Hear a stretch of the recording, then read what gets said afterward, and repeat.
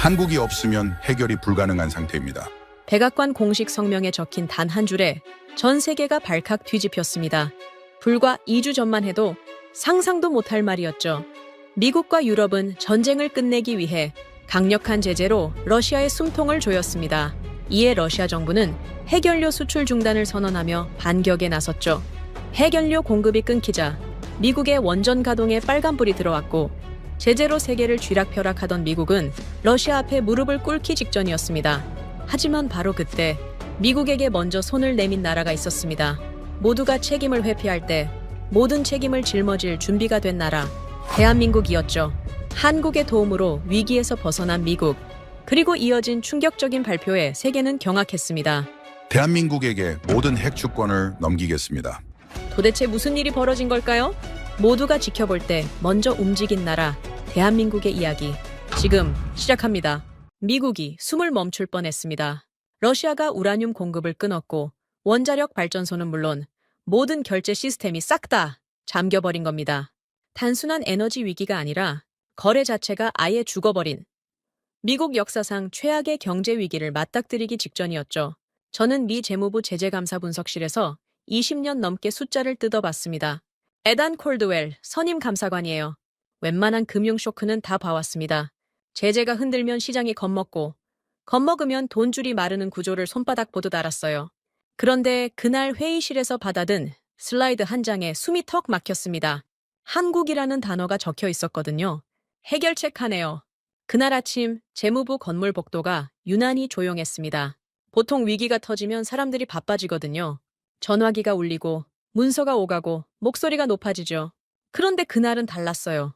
다들 멈춰 있었습니다. 모니터 앞에 얼어붙은 것처럼 앉아서 같은 화면을 보고 있더군요. 결제 승인 지표였어요. 핵연료 관련 거래의 결제 승인율이 전날 대비 반 토막 났습니다. 러시아가 공급 제한을 발표한 지 사흘밖에 안 됐는데 시장은 이미 스스로 문을 닫아버린 거예요. 저는 곧바로 리스크 경보 시스템을 열었습니다. 에너지부에서 올라온 보고서와 재무부 내부 지표를 나란히 놓고 비교했어요. 이상했습니다. 에너지부는 공급량을 말하고 있었고 재무부 지표는 결제를 말하고 있었거든요. 둘이 같은 위기를 보는데 언어가 완전히 달랐어요. 그런데 방향은 똑같았습니다. 둘 다 급락이었죠. 공급이 끊기기 전에 거래가 먼저 죽는다. 저는 그 문장을 메모장에 적었습니다. 손끝이 차가워지는 걸 느꼈어요. 이건 에너지 문제가 아닙니다. 금융 문제예요. 제 영역이었죠. 그런데 제 영역에서 이런 속도로 무너지는 건 처음 봤습니다. 오전 10시 긴급 회의 소집 통보가 떴습니다. 스콧 베선트 재무장관이 직접 부른 자리였어요. 회의실에 들어서니 에너지부 장관 크리스 라이트가 이미 와 있더군요. 두 장관이 한 테이블에 앉는 일은 흔치 않습니다. 그만큼 상황이 급했다는 뜻이에요. 회의실 공기가 무거웠습니다. 커피잔을 드는 손이 미세하게 떨리는 사람도 보였어요. 베선트 장관이 먼저 입을 열었습니다. 결제가 먼저 막혔어.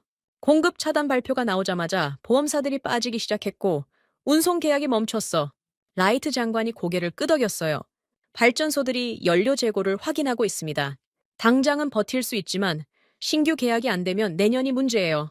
저는 두 사람의 말을 받아 적으면서 머릿속으로 계산했습니다. 제재를 강화하면 러시아가 굴복할까?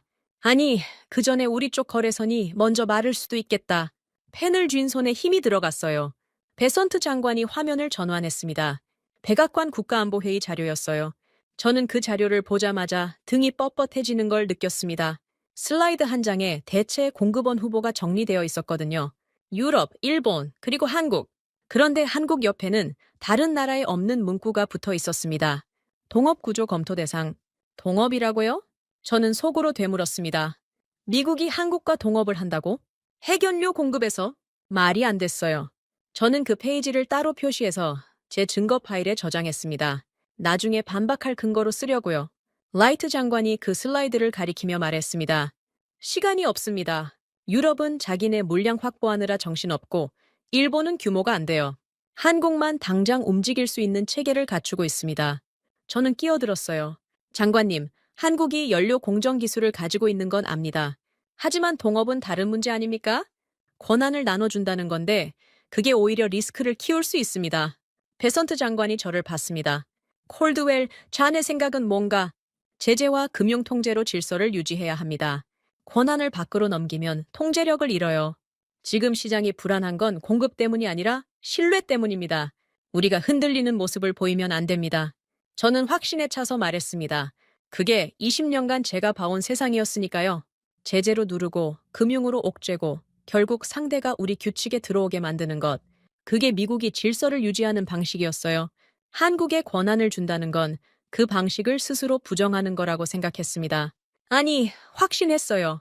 그런데 베선트 장관의 반응이 예상과 달랐습니다. 이번은 좀 다를 수 있어. 장관이 천천히 말했습니다. 통제로 누르려고 하면 할수록 시장이 더 겁먹는 상황이야. 제재가 약이 아니라 독이 될 수도 있어. 저는 반박하고 싶었지만 장관이 먼저 손을 들었어요. 자네 의견은 알겠어. 하지만 지금은 증거로 판단하자. 감정 말고. 그 말이 가슴에 박혔습니다. 감정이라니요? 저는 20년 경력의 전문가입니다. 감정으로 말한 적 없어요. 그런데 왜 그 말이 찔렸을까요? 그 순간 또 하나의 보고가 들어왔습니다. 유럽 조달 라인에서 온 신호였어요. 유럽 쪽 계약들이 신규 발주를 멈추고 있다는 내용이었습니다. 이유는 이행 보증 문제. 지금 상황에서 누가 납기를 책임질 수 있느냐는 거였죠. 공급자가 중간에 못 주면 누가 물어주느냐. 그 질문에 답이 없으니까 계약 자체를 안 하겠다는 겁니다. 저는 그 신호를 정치가 아니라 계약 리스크로 분류했습니다. 유럽이 겁먹은 거예요. 러시아 공급이 끊기면 대체제가 필요한데 그 대체제를 누가 보증하느냐. 그 질문에 답할 수 있는 나라가 몇 개나 되겠습니까? 저는 그제야 한국이 왜 후보에 올랐는지 추적하기 시작했습니다. 인정해서가 아니에요. 빈틈을 찾으려고요. 회의가 끝날 때쯤 결론은 나오지 않았습니다. 대신 규칙이 하나 생겼어요. 베선트 장관이 직접 문서에 적었습니다. 이번 건은 증거로만 판단한다. 추측이나 편견은 배제한다. 회의실에 있던 사람들이 고개를 끄덕였습니다. 저도 끄덕였어요. 하지만 속으로는 불안했습니다. 증거로 판단한다는 건 제가 20년간 믿어온 프레임이 흔들릴 수도 있다는 뜻이었으니까요. 통제가 답이 아닐 수도 있다는 가능성을 열어두는 거잖아요. 저는 그 가능성을 인정하고 싶지 않았습니다. 회의실을 나서면서 저는 결심했습니다. 한국이 왜 후보에 올랐는지 그 근거를 직접 뜯어보겠다고요. 그리고 빈틈을 찾아내겠다고요. 반드시요. 제 보고서 초안에는 이미 반대 논리가 절반쯤 적혀 있었습니다. 저는 한국을 몰랐던 게 아닙니다. 원전 수출 몇 건 성공한 나라. 기술력은 인정하지만 그건 시공 능력이지 시스템이 아니에요. 빨리 짓는 건 잘하죠.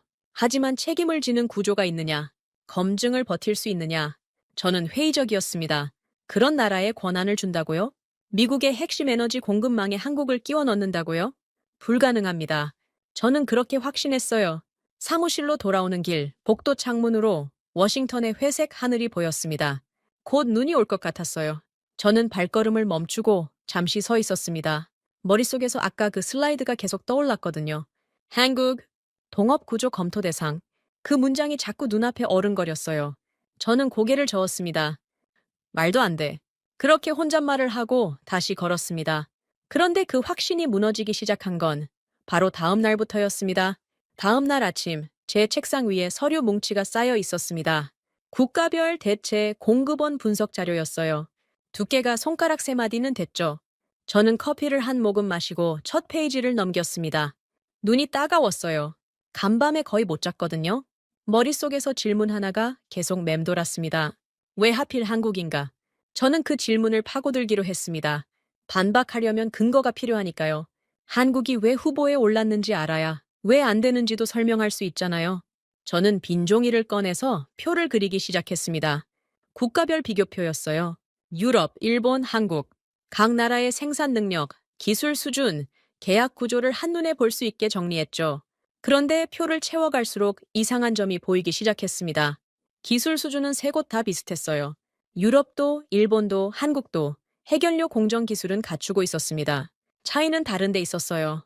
오후에 나탈리 그랜트가 제 사무실로 찾아왔습니다. 재무부 국제금융보험 리스크 담당 국장급 실무자예요. 보험과 결제가 어디서 막히는지 추적하는 게 나탈리의 일이었죠. 나탈리가 노트북을 열더니 화면을 보여줬습니다. 콜드웰, 이거 봐요. 내가 리스크 지도를 새로 그렸어요. 화면에는 핵연료 거래의 흐름도가 떠 있었습니다. 공급, 운송, 보험, 결제가 화살표로 연결되어 있었어요. 나탈리가 손가락으로 한 지점을 짚었습니다. 여기요. 보험이 요구하는 검증 항목이 있어요. 이게 통과 안 되면 결제가 안 풀려요. 저는 고개를 숙여 자세히 봤습니다. 검증 항목 목록이 쭉 나열되어 있었어요. 생산 로그의 연속성, 품질 검사 기록, 납기 책임 구조.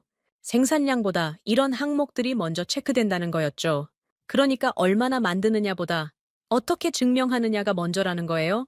제가 물었습니다. 나탈리가 고개를 끄덕였어요. 맞아요. 모리엄사 입장에서는 물건이 있어도 검증이 안 되면 돈을 못 걸어요. 리스크를 떠안을 수가 없으니까. 저는 그제야 퍼즐 한 조각이 맞춰지는 느낌을 받았습니다. 기술이 문제가 아니었어요. 검증이 문제였던 겁니다. 누가 책임지고 어떻게 증명하느냐. 그게 거래를 살리는 조건이었어요. 저녁 무렵 유럽 쪽에서 화상 통화 요청이 들어왔습니다. 클라라 벤체크였어요.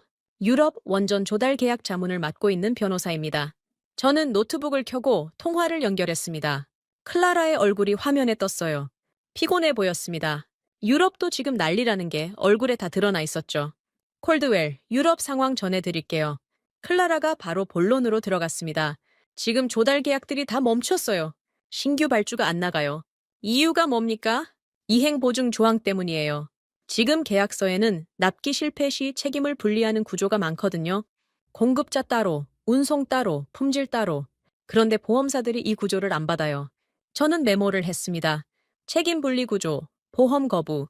왜 안 받습니까? 중간에 하나라도 틀어지면 누구한테 청구해야 하는지 모르니까요. 리스크가 분산되는 게 아니라 리스크가 사라지는 거예요. 아무도 안 지겠다는 거죠. 클라라가 화면 공유를 켰습니다. 계약서 조항 하나가 떴어요. 저는 그 문장을 캡처해서 제 증거 파일에 저장했습니다. 이게 이 장의 핵심 증거가 될 거라고 직감했거든요. 클라라가 말을 이었습니다. 그래서 지금 유럽에서는 책임을 한 덩어리로 묶는 구조를 찾고 있어요. 공급, 품질, 납기를 한 곳에서 책임지는 형태요. 그런 구조를 가진 데가 있습니까? 클라라가 잠시 뜸을 들였습니다. 한국이요? 저는 키보드 위에 올려놓은 손이 멈추는 걸 느꼈습니다. 또 한국이었어요. 어디를 파도 한국이 나왔습니다. 통화를 끊고 저는 한참 동안 화면을 바라봤습니다. 비교표를 다시 꺼내서 봤어요. 기술 수준 칸은 세 나라가 비슷했습니다. 하지만 책임 구조 칸은 달랐어요. 유럽은 분산형, 일본은 부분 통합형, 한국만 완전 통합형이라고 적혀 있었습니다. 제가 직접 조사해서 적은 내용이었어요. 가설이 바뀌기 시작했습니다. 한국의 강점이 기술이 아니라 책임 구조라면, 빨리 짓는 게 아니라 책임을 묶어서 끝내는 게 강점이라면, 그러면 제 반대 논리의 핵심이 흔들리는 거였어요. 저는 고개를 저었습니다. 아직 확정된 건 아니야. 그렇게 스스로를 다독였죠. 하지만 불안함은 점점 커졌습니다. 구조 원인이 하나씩 드러났습니다. 첫째, 검증 로그에 연속성이 있어야 결제가 풀린다. 둘째, 납기 실패 시 책임을 분리하면 보험이 끊긴다. 셋째, 조달과 품질과 운송의 책임이 한 덩어리로 묶여야 거래가 유지된다. 세 가지 조건을 동시에 만족하는 나라. 제 비교표에서 그 나라는 한국뿐이었어요. 그때 이상한 신호가 하나 잡혔습니다. 미국 자국 우라늄 농축 기업 쪽에서 로비 문구가 돌기 시작한 거예요. 한국을 빼면 협력 가능하다. 그런 내용이었습니다. 저는 그 문구를 보자마자 인상을 찌푸렸어요. 이건 기술 논쟁이 아니었습니다. 시장 공포를 이용한 지연 전술이었어요. 한국이 들어오면 자기네 몫이 줄어드니까 겁을 주는 거였죠. 저는 그 로비 문구를 정책 논쟁이 아니라 이해 충돌로 분류했습니다. 갈등의 성격이 바뀌고 있었어요. 기술에서 권력으로. 분노가 치밀었습니다. 저도 한국에 반대하는 입장이었지만 이런 식의 방해는 아니었거든요. 저는 증거로 반박하려고 했어요. 그런데 이 사람들은 겁을 팔고 있었습니다. 같은 편인데도 불쾌했어요. 밤늦게 재무부 내부 메일함에 문서 하나가 올라왔습니다. 리스크 분석 메모였어요. 저는 그 문서를 열어봤습니다. 짧았어요. 한 페이지도 안 됐죠. 하지만 마지막 문장이 눈에 박혔습니다. 대체 시도는 결제 경색을 먼저 촉발했다. 저는 그 문장을 3번 읽었습니다. 대체 시도가 경색을 촉발했다. 무슨 뜻인지 알겠더군요. 한국 말고 다른 데서 대체제를 찾으려고 하면 시장이 더 불안해진다는 거였어요. 검증 안 된 곳에 기대면 보험이 빠지고 결제가 막히고 거래가 죽는다. 그 구조가 이미 확인됐다는 뜻이었습니다. 저는 의자 등받이에 기대 천장을 올려다봤습니다. 한숨이 나왔어요. 제 반대 논리가 설 자리가 점점 좁아지고 있었거든요. 그래도 포기할 수는 없었습니다. 저는 실사팀 계획을 수정하기로 했어요. 한국 현장에 가서 직접 보기로 한 거죠. 기록 체계부터 보겠다고 결심했습니다. 기술이 아니라 기록, 검증이 아니라 검증의 구조. 거기서 빈틈을 찾으면 아직 뒤집을 수 있다고 생각했어요. 저는 노트북을 닫고 사무실 불을 껐습니다. 창밖에 워싱턴의 야경이 희미하게 보였어요. 어딘가에서 사이렌 소리가 들렸습니다. 저는 가방을 들고 일어섰어요. 다음 질문은 이미 정해져 있었습니다. 현장에서 한국의 기록이 진짜인지 직접 확인하는 것. 그게 이 싸움의 다음 단계였습니다. 한국에 도착한 건 새벽이었습니다. 인천공항을 빠져나오는데 차가운 공기가 폐를 찔렀어요. 12월의 한국은 워싱턴보다 더 매서웠습니다. 저는 코트 깃을 세우고 차에 올랐어요. 실사팀은 저를 포함해 5명이었습니다. 재무부에서 셋, 에너지부에서 둘, 루이스 리베라가 제 옆자리에 앉았어요. 루이스는 재무부 감사팀 실무관이었습니다. 작은 불일치를 끝까지 파고드는 걸로 유명한 친구였죠. 차가 고속도로를 달리는 동안 저는 창밖을 봤습니다. 한국의 새벽 풍경이 스쳐 지나갔어요. 아파트 불빛들이 점점이 박혀 있었습니다. 생각보다 조용했어요. 저는 이 나라가 정말 미국의 위기를 해결할 수 있는지 의심스러웠습니다. 현장에 도착한 건 오전 9시였습니다. 연료공정시설 입구에서 한국 측 담당자가 기다리고 있었어요. 한재훈이라고 자기소개를 했습니다. 품질감사 대응 총괄이라고 했어요.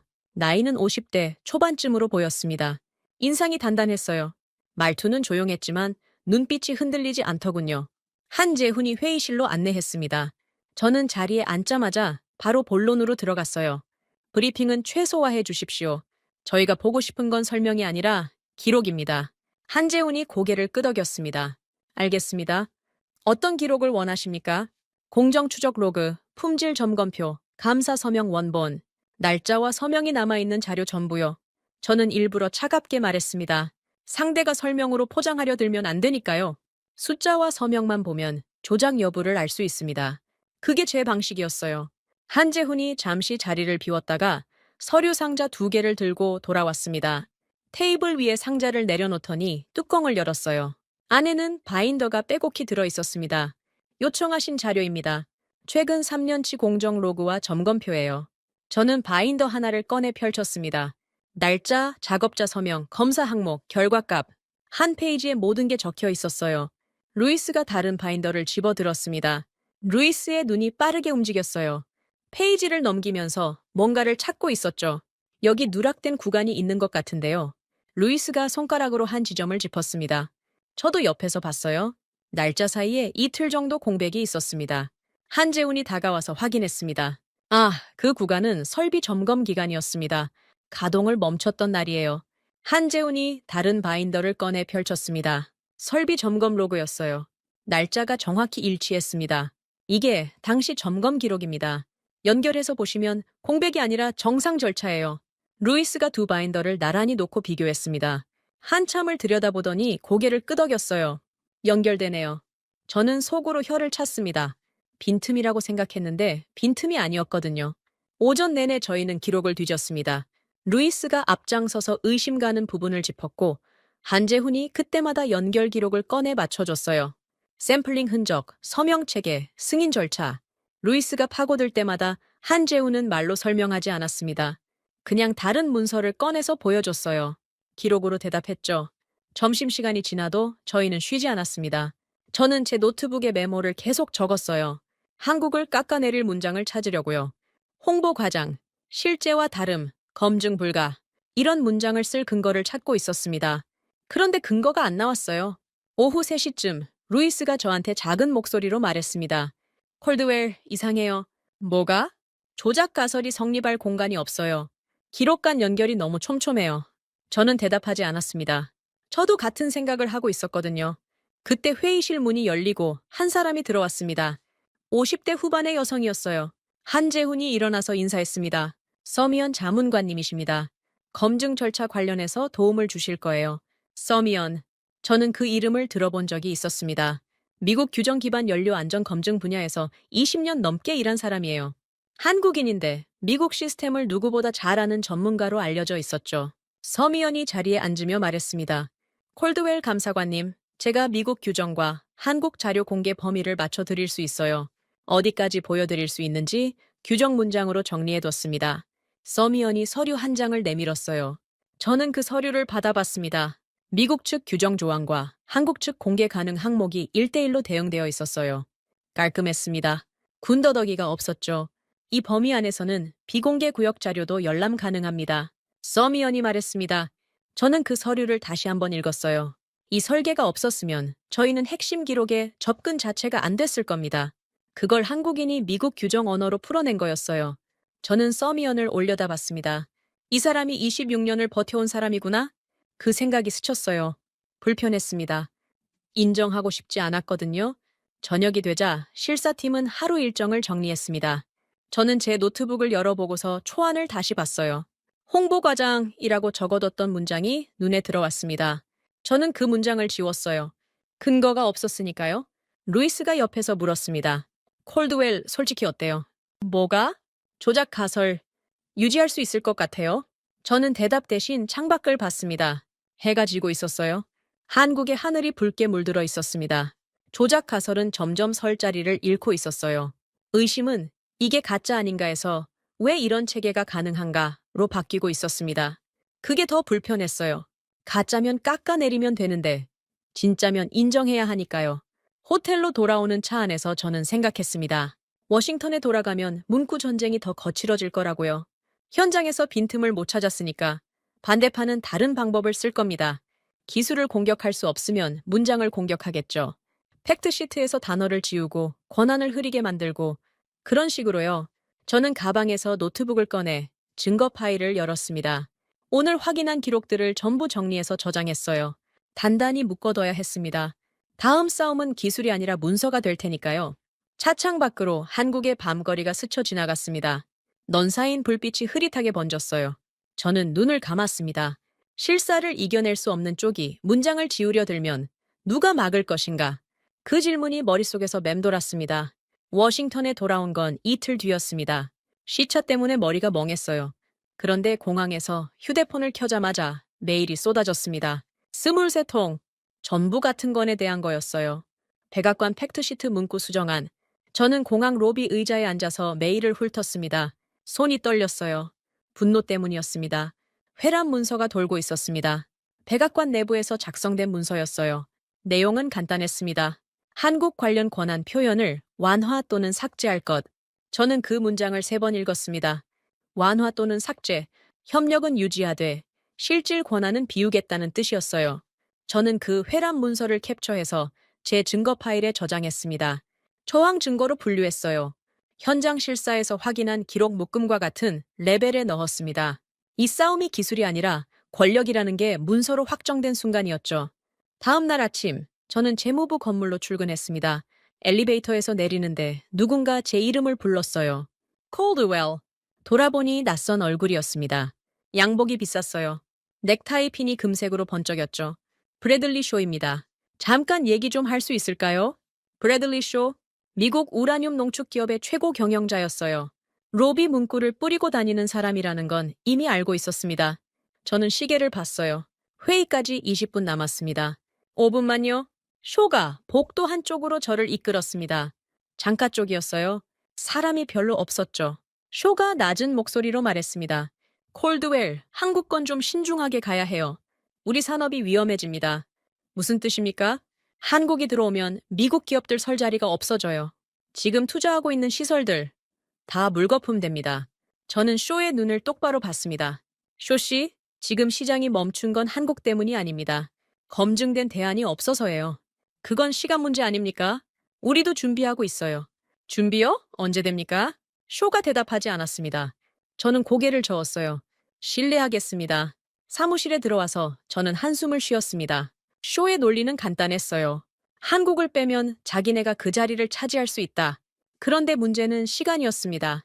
지금 당장 거래를 살릴 수 있는 건 한국뿐이에요. 쇼네 회사가 준비되려면 몇 년은 걸릴 겁니다. 그 몇 년 동안 시장이 버틸 수 있을까요? 오전 11시, 백악관에서 화상회의가 잡혔습니다.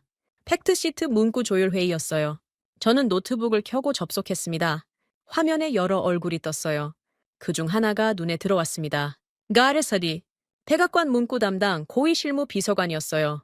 팩트시트의 단어 하나하나를 결정하는 사람이죠. 하디가 회의를 시작했습니다. 오늘은 한국 관련 표현을 정리하려고 합니다. 현재 초안에 동업이라는 단어가 들어가 있는데 이게 정치적으로 부담이 됩니다. 저는 마이크를 켰어요. 하디, 무슨 부담입니까? 국내 산업계에서 반발이 있어요. 동맹국들 사이에서도 균형 문제가 제기되고 있고요. 균형이요? 일본 쪽에서 우려를 표명했습니다. 한국에 이 정도 권한을 주면 영내 질서가 흔들린다고요.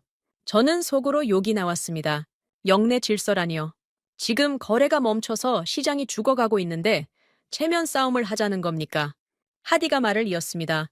그래서 제안은 이렇습니다. 동업이라는 단어를 빼고 협력 강화 정도로 순화하는 거예요. 실질적인 내용은 유지하되 표현만 바꾸는 겁니다. 저는 고개를 저었어요. 하디, 그건 안 됩니다. 왜요? 표현을 바꾸면 시장이 다르게 읽어요. 협력 강화는 권한이 없다는 뜻으로 해석됩니다. 진짜 책임지는 구조가 아니라 그냥 말뿐이라고요. 화면 속 하디의 표정이 굳었습니다. 콜드웰, 정치적 현실이 있어요.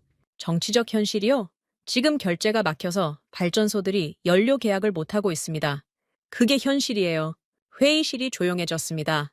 다른 참석자들이 눈치를 보고 있었어요. 저는 화면을 노려보며 말했습니다. 문구를 삭제하면 시장은 더 불안해집니다. 미국이 진짜 해결책을 안 내놓는다고 읽을 거예요. 협력처럼 포장하면 포장할수록 신뢰가 떨어집니다. 하디가 한숨을 쉬었어요. 의견은 알겠습니다. 검토해보죠. 회의가 끝났습니다. 저는 노트북을 닫고 의자의 등을 기댔어요. 이게 끝이 아니라는 걸 알았습니다. 삭제판은 포기하지 않을 거예요. 오후에 또 다른 소식이 들어왔습니다. 일본 쪽에서 공식 채널로 우려를 전달했다는 거였어요. 이치노세 아키라, 일본 원자력 산업 로비 창구 총괄이 움직이고 있었습니다. 이치노세의 논리는 이랬어요. 한국에 이런 권한을 주면 동맹 내 균형이 무너진다. 영내 질서를 해치는 결정이다. 미국이 신중해야 한다. 저는 그 보고를 읽으면서 이를 악물었습니다. 동맹 균열이라는 명분. 그럴듯하게 들리지만 실은 기득권 방어였어요. 일본도 해결료 시장에서 자기 몫을 지키고 싶은 거죠. 한국이 올라오면 자기네가 밀리니까요. 저는 반박 보고서를 쓰기 시작했습니다. 감정으로 맞서면 안 됐어요. 계약과 리스크 언어로만 대응해야 했습니다. 보고서 제목을 이렇게 적었어요. 문구 삭제가 시장 리스크를 증폭시키는 구조 분석. 내용은 간단했습니다. 권한이 흐려지면 보험이 먼저 빠진다. 보험이 빠지면 결제가 막힌다. 결제가 막히면 거래가 죽는다. 삭제는 안전이 아니라 위험이다. 저는 그 보고서에 한국 현장에서 확인한 증거들을 첨부했습니다. 공정 로그, 점검표, 감사 서명. 기록이 진짜라는 걸 보여주는 자료들이었어요. 이걸로 버텨야 했습니다.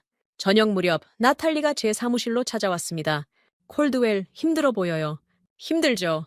기술로 싸우면 이길 수 있는데 이 사람들은 문장으로 싸우려고 해요. 나탈리가 고개를 끄덕였습니다.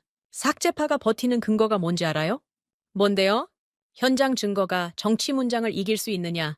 그게 핵심이에요. 저는 그 말을 곱씹었습니다. 현장 증거가 정치 문장을 이길 수 있느냐. 맞는 말이었어요. 아무리 기록이 완벽해도 백악관 문서에 반영이 안 되면 소용없습니다. 결국 싸움은 문장에서 끝나는 거죠. 저는 결심했습니다. 집단 검증이 필요하다고요. 저 혼자 본 게 아니라 실사팀 전체가 같은 걸 보고 같은 결론을 내리는 장면. 그게 있어야 삭제파를 막을 수 있어요. 저는 한국 측에 연락했습니다. 제한 공개를 요청했어요. 비공개 구역의 핵심 기록을 실사팀 전원이 동시에 확인할 수 있게 해달라고요. 전화기 너머로 잠시 침묵이 흘렀습니다. 그리고 대답이 왔어요. 검토해보겠습니다. 전화를 끊고 저는 창밖을 봤습니다. 워싱턴의 밤하늘에 별이 보이지 않았어요. 구름이 낮게 깔려 있었습니다. 저는 생각했습니다. 집단 검증으로 삭제를 막을 수 있을까? 그 질문이 머릿속에서 맴돌았어요. 쇼와 하디, 그리고 이치노세. 서로 다른 이유로 한국을 막으려는 사람들이었습니다. 쇼는 돈 때문이고 하디는 정치 때문이고 이치노세는 체면 때문이었어요. 이유는 달랐지만 결론은 같았습니다. 문구를 지워라. 권한을 비워라. 협력처럼 보이게 포장해라. 저는 책상 위에 놓인 보고서를 다시 봤습니다. 제가 쓴 반박 문서였어요. 이걸로 버텨야 합니다. 기술이 아니라 문장으로 싸워야 하는 전쟁. 저는 이기고 싶었어요. 한국을 위해서가 아니었습니다. 거래를 살려야 하니까요. 시장이 죽으면 미국도 죽습니다. 다음 질문은 이미 정해져 있었어요. 현장 증거가 정치 문장을 이길 수 있는가? 그 답을 찾으러 가야 했습니다. 사흘 뒤, 저는 다시 한국행 비행기에 올랐습니다. 이번에는 혼자가 아니었어요. 실사팀 전원이 함께였습니다. 재무부에서 셋, 에너지부에서 둘, 루이스 리베라도 옆자리에 앉았어요. 비행기가 이륙하는 동안 저는 창밖을 봤습니다. 워싱턴의 불빛이 점점 작아졌어요. 이번이 마지막 기회라는 걸 알았습니다. 한국 측에서 제한 공개를 승인했다는 연락이 온 건 출발 전날 밤이었어요. 서미언이 규정 문장으로 공개 범위를 확정했다고 했습니다. 미국 측 요구 조건과 한국 측 보안 규정을 동시에 만족하는 선을 찾아낸 거였죠. 저는 그 소식을 듣고 잠을 설쳤어요. 기대가 아니라 긴장 때문이었습니다. 인천공항에 도착한 건 새벽 5시였어요. 밖은 아직 어두웠습니다. 차가운 공기가 얼굴을 때렸어요. 저는 코트깃을 세우고 차에 올랐습니다. 실사팀원들 얼굴이 다들 피곤해 보였어요. 하지만 눈빛은 날카로웠습니다. 오늘이 중요하다는 걸 다들 알고 있었거든요. 현장에 도착한 건 오전 8시였습니다. 한재훈이 입구에서 기다리고 있었어요. 저번보다 표정이 단단해 보였습니다. 준비됐습니다. 들어오시죠. 한재훈이 앞장서서 걸었어요. 저희는 그 뒤를 따랐습니다. 회의실이 아니었어요. 이번에는 비공개 구역으로 직접 들어갔습니다.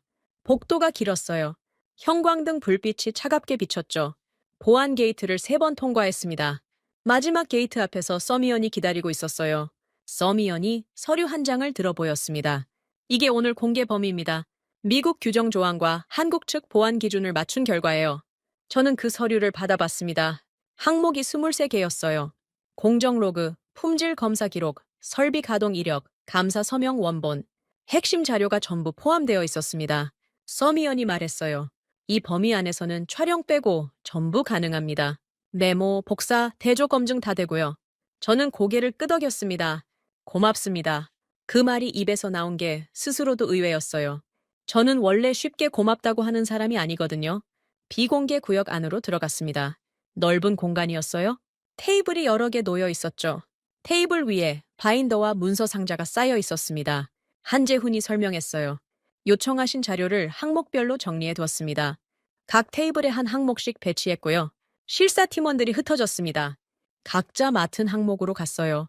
저는 공정 로그 테이블로 갔습니다. 바인더를 펼쳤어요. 날짜, 작업자, 검사 항목, 결과값, 서명. 저번에 본 것과 같은 형식이었습니다. 하지만 이번에는 범위가 더 넓었어요. 5년치 기록이 전부 있었습니다.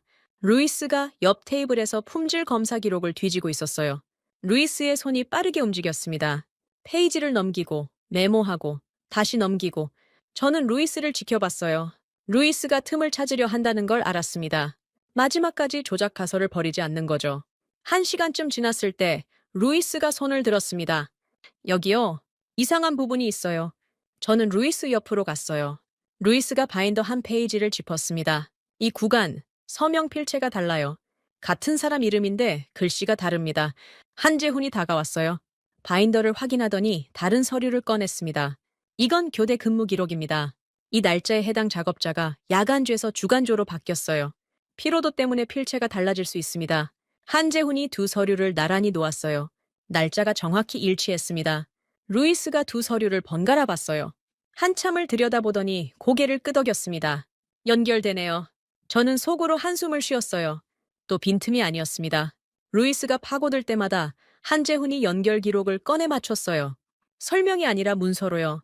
말로 변명하는 게 아니라 기록으로 증명하는 방식이었습니다. 오전이 끝나갈 무렵 루이스가 저한테 다가왔어요. 콜드웰, 조작 가설 폐기해야 할 것 같아요. 저는 루이스를 봤습니다. 루이스의 표정이 복잡했어요.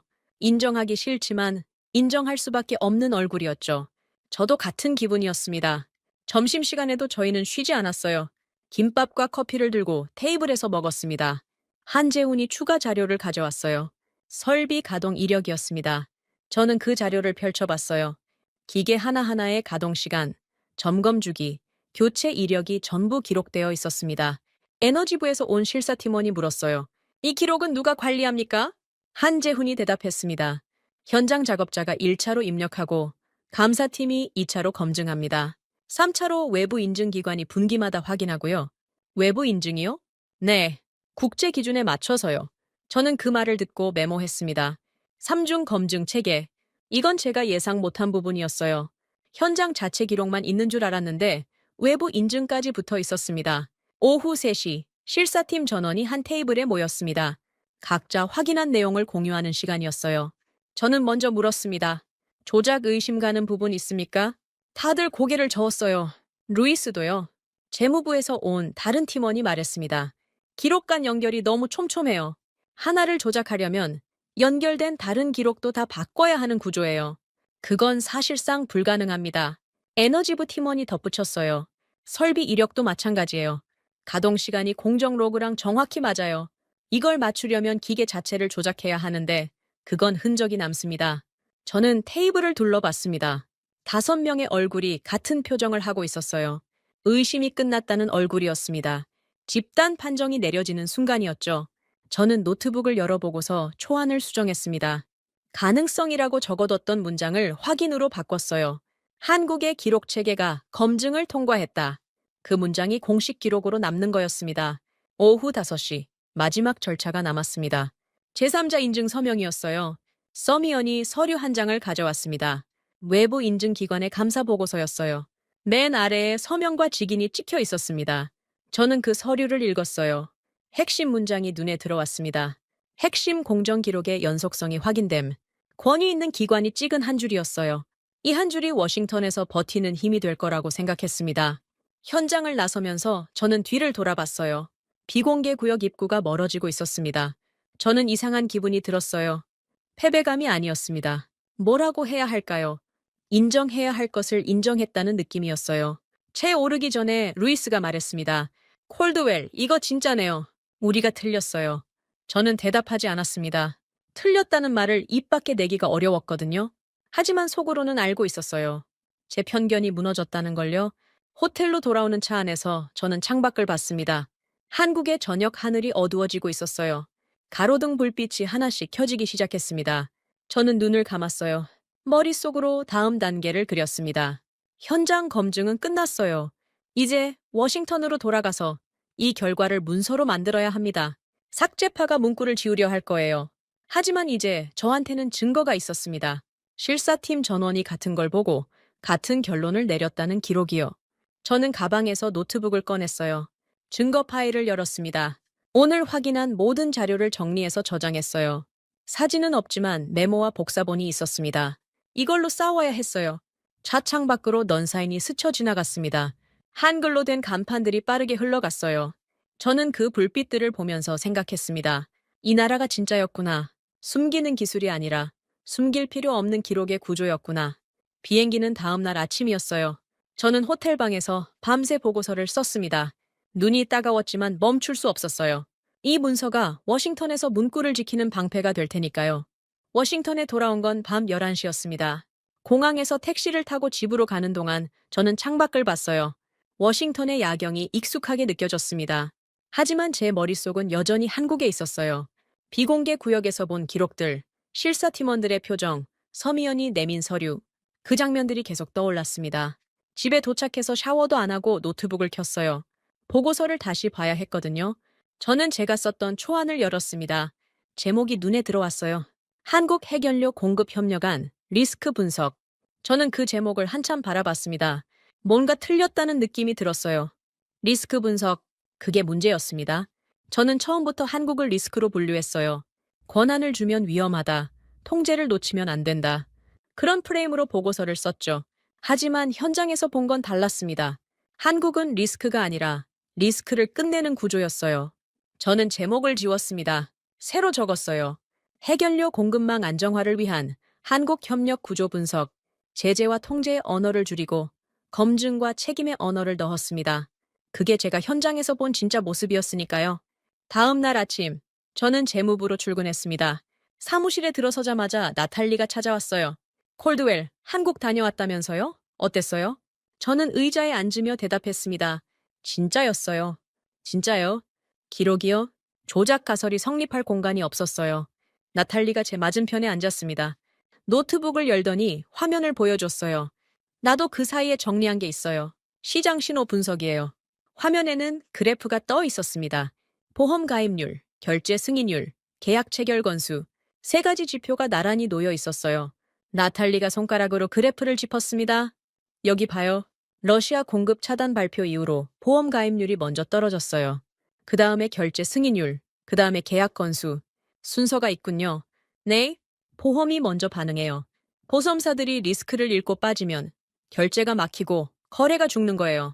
저는 그 그래프를 자세히 봤습니다. 패턴이 선명했어요. 보험이 시장의 선행 지표였던 겁니다. 나탈리가 말을 이었습니다. 그래서 중요한 게 뭐냐면요. 보험사들이 뭘 보고 판단하느냐예요. 뭘 봅니까? 권한이요? 문서에 적힌 권한, 협력이라고만 써 있으면 안 돼요. 누가 책임지는지, 어디까지 보증하는지가 명확해야 보험이 붙어요. 저는 고개를 끄덕였습니다. 그제야 퍼즐이 맞춰지는 느낌이었어요. 문구 삭제가 왜 위험한지 명확해졌거든요. 권한 표현을 지우면 보험사들이 읽는 신호가 흐려집니다. 신호가 흐려지면 보험이 안 붙어요. 보험이 안 붙으면 결제가 막히고 거래가 죽습니다. 삭제는 안전이 아니라 공포를 키우는 거였어요. 저는 보고서를 다시 열었습니다. 나탈리가 정리한 내용을 반영했어요. 문구 삭제가 시장 공포를 증폭시키는 구조라는 섹션을 추가했습니다. 보험이 먼저 반응하고 결제가 막히고 거래가 죽는 순서를 도식화했어요. 감정이 아니라 숫자로 설명하는 방식이었죠. 오후에 베선트 장관실에서 호출이 왔습니다. 저는 보고서를 들고 장관실로 갔어요. 문을 열고 들어서니 베선트 장관이 창가에 서 있었습니다. 워싱턴의 회색 하늘을 바라보고 있더군요. 콜드웰, 한국 현장은 어땠나? 베선트 장관이 돌아보지 않고 물었습니다. 진짜였습니다, 장관님. 진짜라니? 기록이요. 조작 가설이 성립하지 않았습니다. 실사팀 전원이 같은 결론을 냈어요. 베선트 장관이 천천히 돌아섰습니다. 장관의 얼굴이 피곤해 보였어요. 이 며칠간 잠을 못 잔 게 분명했습니다. 보고서 가져왔나? 네. 저는 보고서를 내밀었습니다. 베선트 장관이 받아서 첫 페이지를 봤어요. 제목을 읽더니 고개를 끄덕였습니다. 제목이 바뀌었군. 네.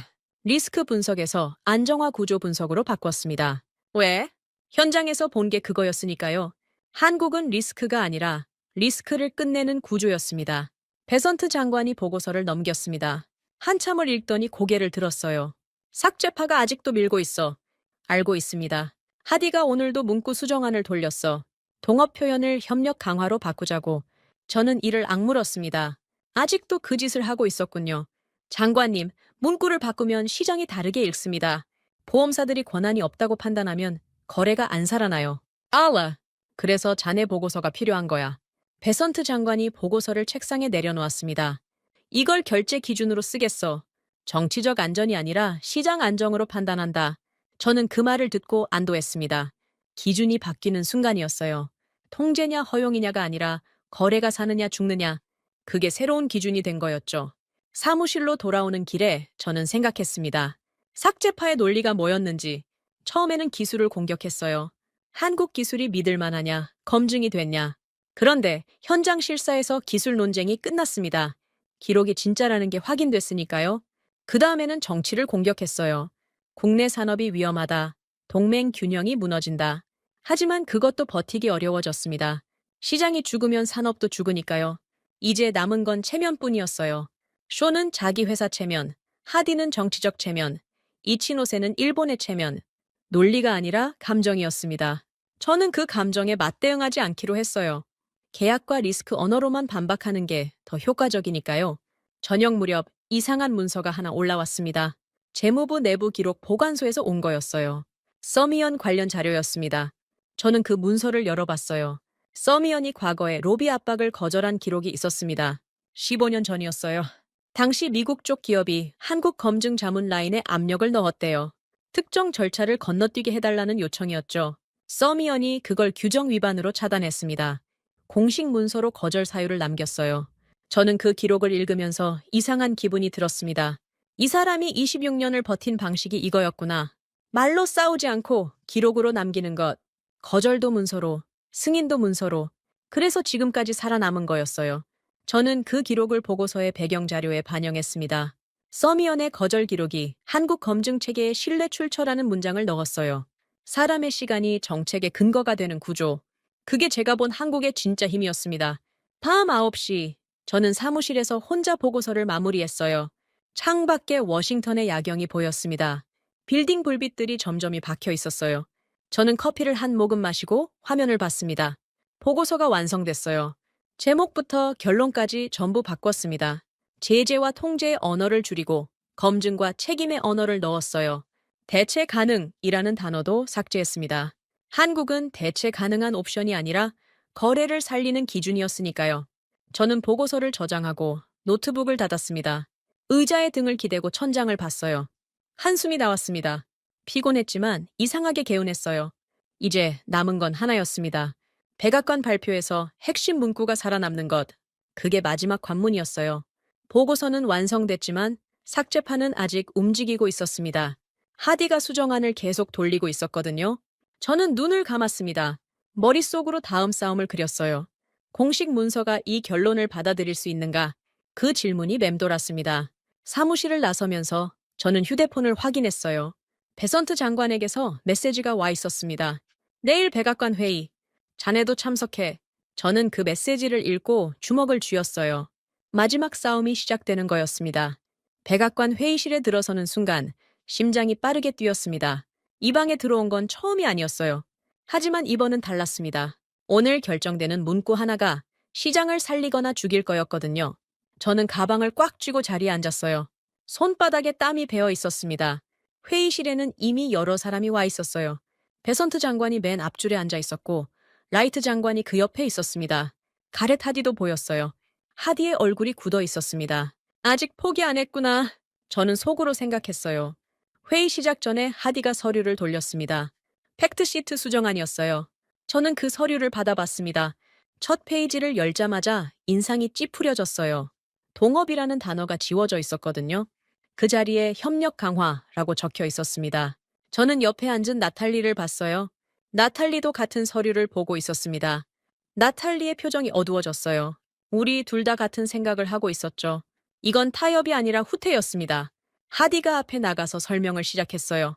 이번 수정안은 정치적 리스크를 줄이기 위한 겁니다. 동업이라는 표현이 국내외에서 오해를 살 수 있어요. 협력 강화로 바꾸면 실질적인 내용은 유지하면서 부담을 덜 수 있습니다. 저는 손을 들었어요. 하디, 그건 틀렸습니다. 회의실이 조용해졌습니다. 다들 저를 봤어요. 저는 일어서서 말했습니다.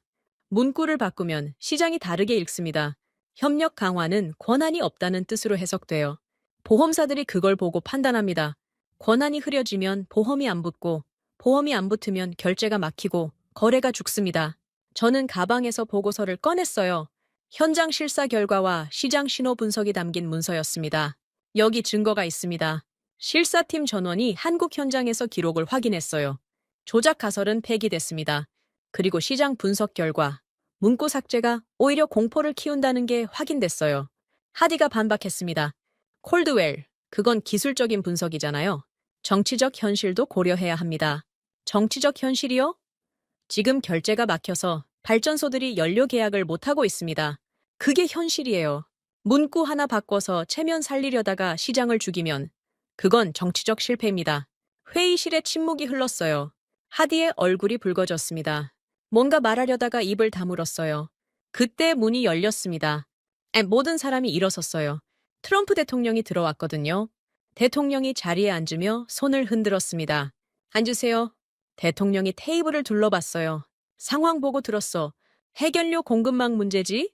한국이랑 협력하는 게 답이라고? 베선트 장관이 대답했습니다. 네, 대통령님.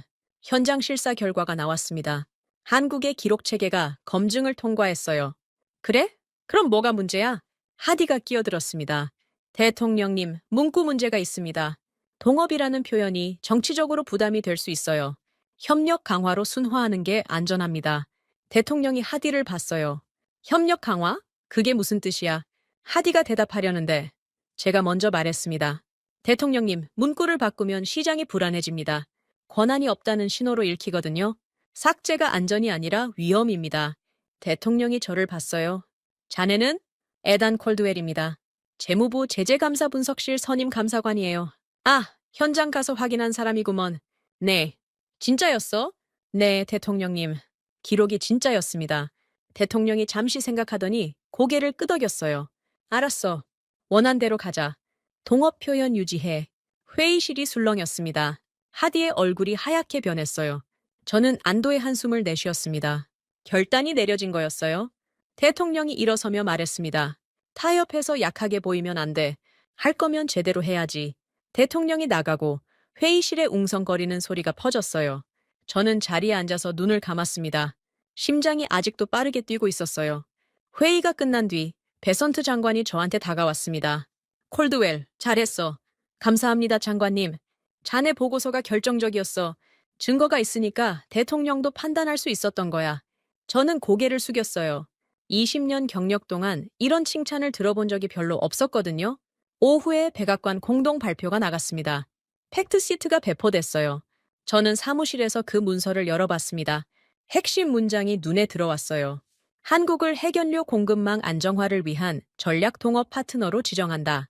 동업이라는 단어가 살아있었어요. 저는 그 문장을 3번 읽었어요. 진짜 된 거구나. 그 생각이 들었습니다.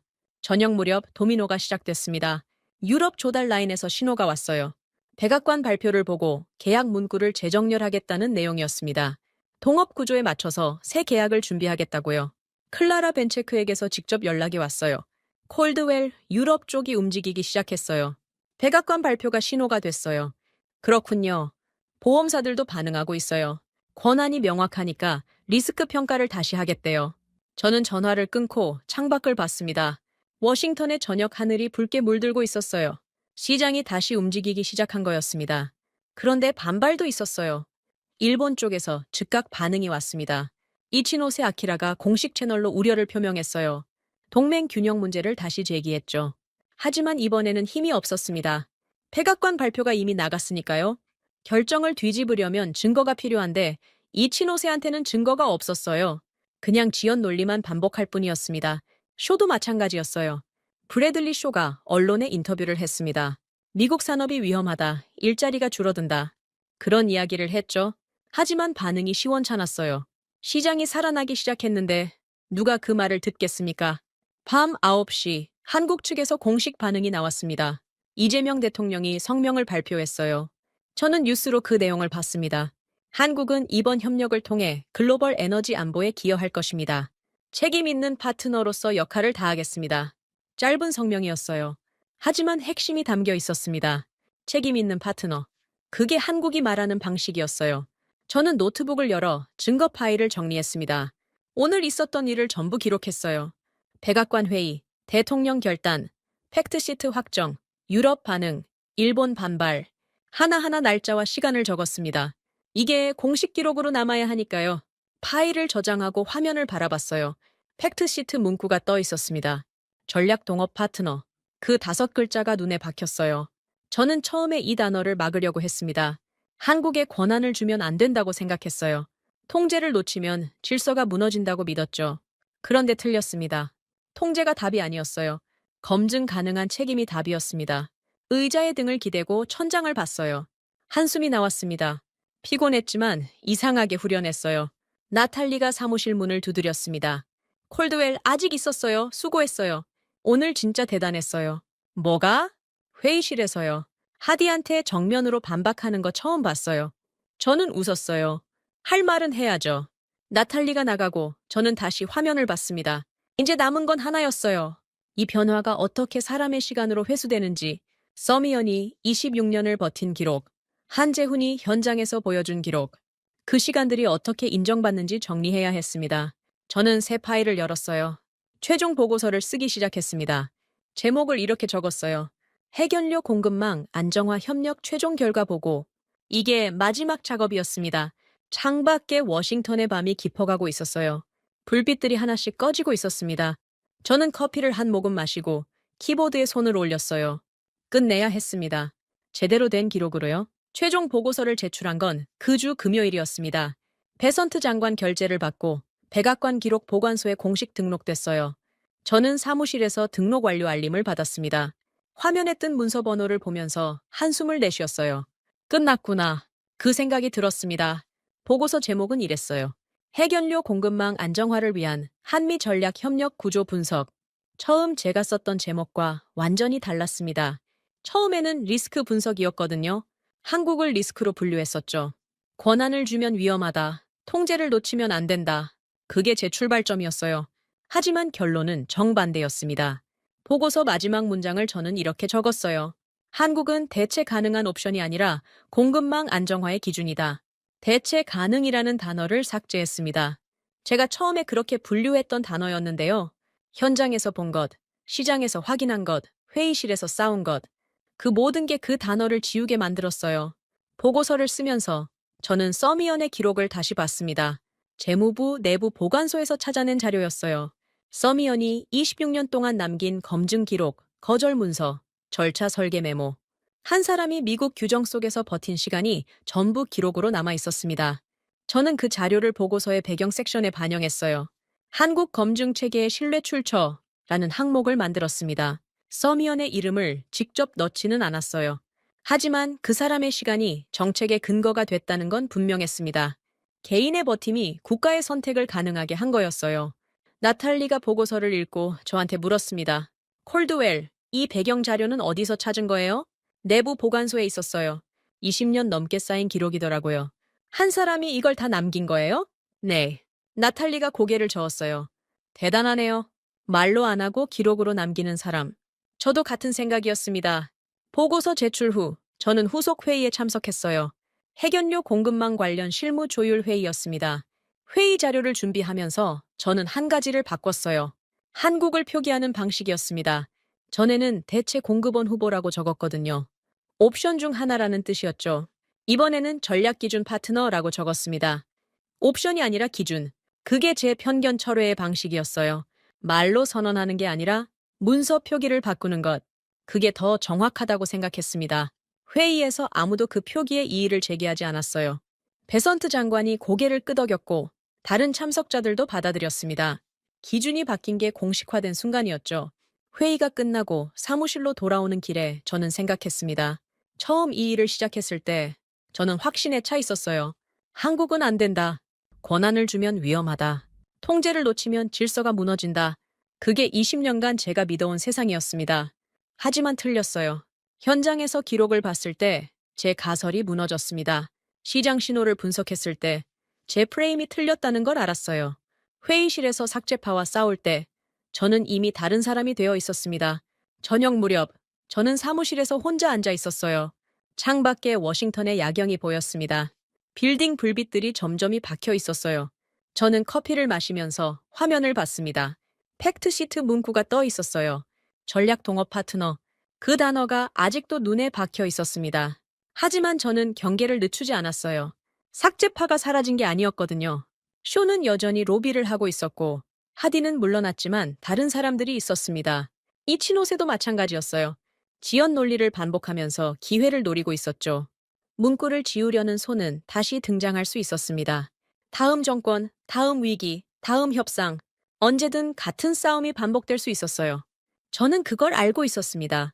그래서 결론을 축하가 아니라 경계로 마무리했어요. 보고서 맨 끝에 이렇게 적었습니다. 본 협력 구조는 지속적인 검증과 기록 관리를 전제로 한다. 기준이 흐려지면 시장 신뢰도 흐려진다. 경고였어요. 앞으로도 계속 지켜봐야 한다는 뜻이었습니다. 하지만 기준은 되돌아가지 않았어요. 바뀐 기준은 이미 문서로 고정되어 있었습니다. 백악관 팩트시트, 재무부 보고서, 실사팀 결과 기록, 전부 공식 문서로 남았어요. 누군가 뒤집으려면 그 문서들을 전부 뒤집어야 했습니다. 그건 쉽지 않았죠. 저는 노트북을 닫고 일어섰어요. 가방을 들고 사무실을 나섰습니다. 복도가 조용했어요. 대부분 퇴근한 시간이었거든요. 엘리베이터를 기다리면서 저는 창밖을 봤습니다. 워싱턴의 밤하늘에 별이 몇 개 보였어요. 구름이 거친 모양이었습니다. 저는 그 별들을 바라보면서 생각했어요. 제가 바뀐 건 한국 때문이 아니었습니다. 기록 때문이었어요. 숨기는 기술이 아니라 숨길 필요 없는 구조.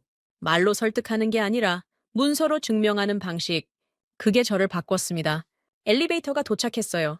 저는 안으로 들어가며 버튼을 눌렀습니다. 문이 닫히기 전에 한 번 더 뒤를 돌아봤어요. 재무부 복도가 멀어지고 있었습니다. 통제가 아니라 신뢰. 그게 새로운 기준이었어요. 저는 20년 동안 통제를 믿었습니다. 하지만 이제는 달랐어요. 검증 가능한 책임, 기록으로 남는 신뢰. 그게 세상을 움직이는 방식이라는 걸 알았습니다. 엘리베이터가 1층에 도착했어요. 저는 로비를 지나 밖으로 나왔습니다. 차가운 공기가 얼굴을 스쳤어요. 12월의 워싱턴은 여전히 추웠습니다. 저는 걸으면서 휴대폰을 꺼냈어요. 나탈리에게 메시지를 보냈습니다. 수고했어요. 내일 봐요. 짧은 문장이었어요. 하지만 그걸로 충분했습니다. 주차장으로 향하면서 저는 하늘을 올려다봤어요. 별이 몇 개 더 보였습니다. 저는 걸음을 멈추고 잠시 서 있었어요. 숨을 깊이 들이쉬었습니다. 기준이 바뀌었어요. 그게 이 모든 일의 결론이었습니다. 대한민국이 잘하고 있다고 생각하신다면, 한국 최고, 대한민국이 아직 멀었다고 생각하신다면, 한국 힘내라. 여러분의 생각을 댓글로 남겨주세요. 지금까지 감동을 더하다였습니다.